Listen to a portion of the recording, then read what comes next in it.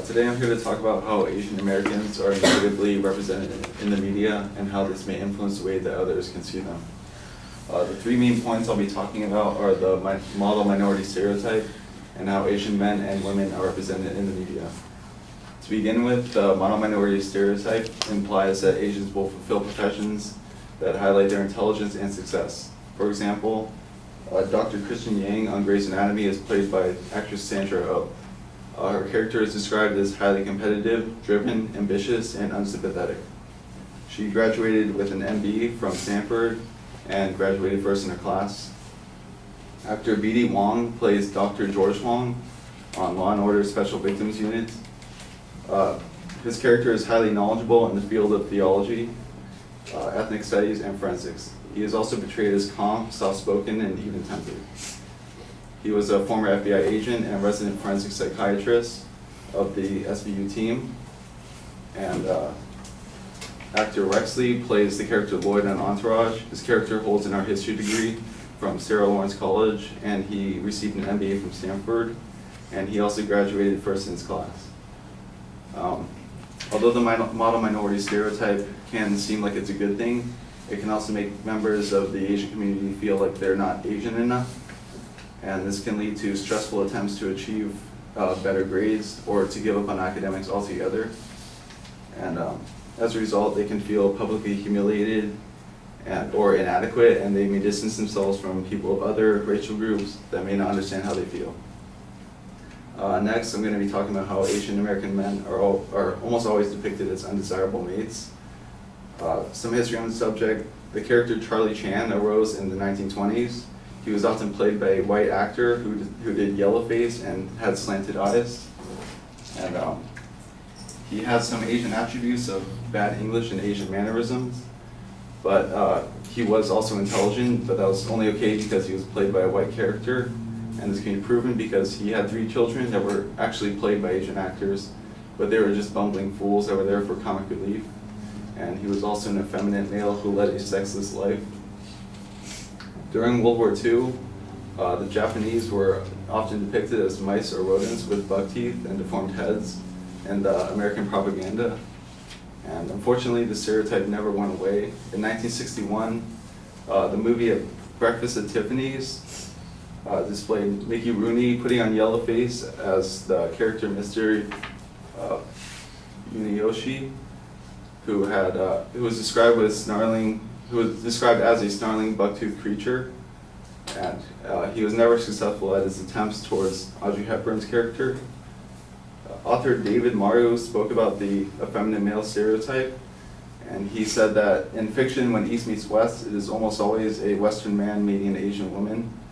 There is a constant reinforcement for the image of the East as feminine, and the stereotype of Asian women as exotic, submissive, and sensual. He noted movies such as Madame Butterfly, Karate Kid Part 2, and Miss Saigon. He also said that in older movies, he identified more with characters such as John Wayne, who fought against the Japanese, and cowboys like Paladin, who, instead of the Chinese messenger, who spoke with an exaggerated Chinese accent. And he said that as a result, to me as a child, Asian features, Asian accents, these were all undesirable. They weren't part of my image as a real all-American boy. Next, Asian American women are depicted as exotic, subservient, and sexual. Some history on the subject can be provided by Dr. Carrie Chan, who wrote about the psychological responses to sexual exploitation and cultural stereotypes. She said that Western colonization of Asian countries meant the possession of land, resources, and women. During the first wave of Chinese immigration to the U.S., women were often called China Mary or China dolls, and these false beliefs of interchangeability and the exoticism of Chinese females were furthered during these periods of war. And then during wars, Asian women were perceived by soldiers as prostitutes and sexual objects who could provide rest and recuperation from war zones. They're also deemed naive and hopeless. Some modern depictions of Asian American women in the media include many of Lucy Liu's characters, such as Ling Wu on Ally McBeal, and her character is a self-described tramp who is simultaneously addicted to casual sex and uses sex to have her way with men. And because of the portrayal of Asian men as feminine, Asian females came to be seen as even more feminine to the point of hyperfemininity. Today we can see that many of these stereotypes are not gone. In a social media thread about whether or not Asian men are effeminate, they received responses such as, Asian men are too effeminate looking by white standards. They are less hairy, shorter, have narrower wrists, smaller bone structures, and that alone is the reason they drop to the bottom of the desirability list. Another response said, in a nutshell, it will take another 3 to 4 generations before Asian men in Western countries start to adopt more of the Western man's assertiveness and masculinity. And in a recent How I Met Your Mother episode, the main actors put on a yellow face in an episode and called it a tribute to Kung Fu. And then there were responses to that saying, such as, so what, who cares? People are always looking for something to be offended of.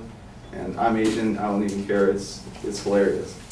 Obviously, this isn't okay, and then most people don't see how society can perpetrate the stereotypes of Asian American people. But after hearing the speech, I'm hoping that many of you will see otherwise and make an attempt to unlearn the stereotypes you may have been brought up with.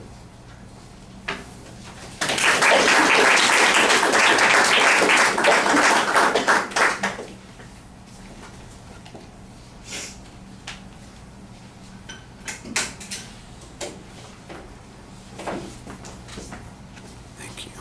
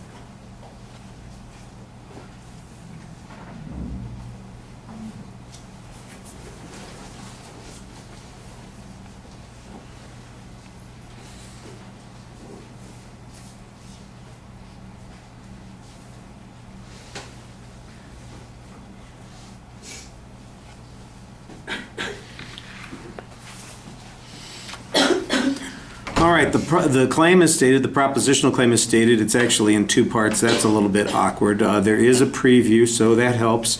Although I did think that the preview was the clearer part of the organizational structure and the body of the speech. I think you need the numerical signpost and go with some of those points. Although the 3rd point is labeled, the phrasing on it is a little bit confusing. It almost seems like it's contradicting the 2nd point, although I think you are talking about women in the 3rd point, men in the 2nd point. Like I said, they often sound like, a lot of the secondary points sound like they are expository in nature, explaining what the concept is, or the theory here is, instead of demonstrating a declarative statement that this is in fact the case.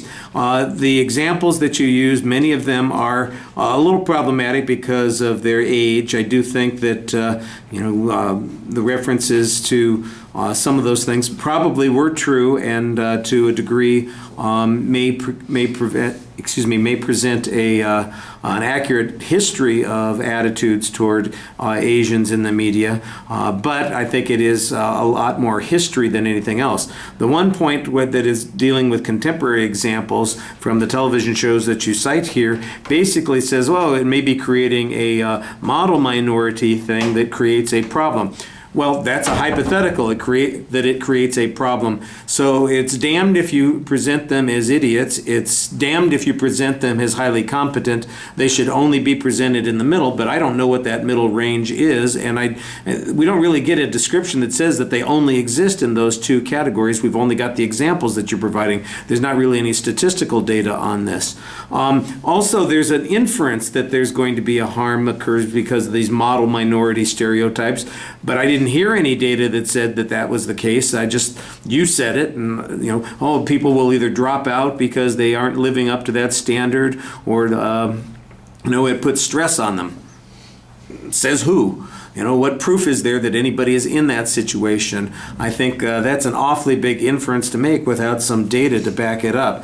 Like I said, I thought the examples were interesting. I do think that you explain a little bit about how people are perceived differently. But I'm not sure that they're perceived differently because of just the media. That seems to be the argument that you're making. I think there are substantial cultural differences. Then you touch on them a little bit, except that you're kind of turning them into kind of a reservation argument that you are then poo-pooing, that because they have different characteristics, because they come from cultures that have valued different ways of interacting, that we then do the stereotyping and it becomes a self-fulfilling prophecy, as opposed to we just see people different from us because they behave in a different way, or that the mainstream culture perceives assertiveness as being important, or they see hairiness as being a masculine trait, and because those things are used, therefore it's automatically problematic. And again, I didn't see that as being related to the media. That seems to me more like it's a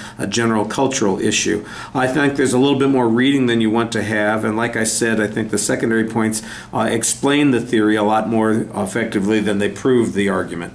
All right, thank you.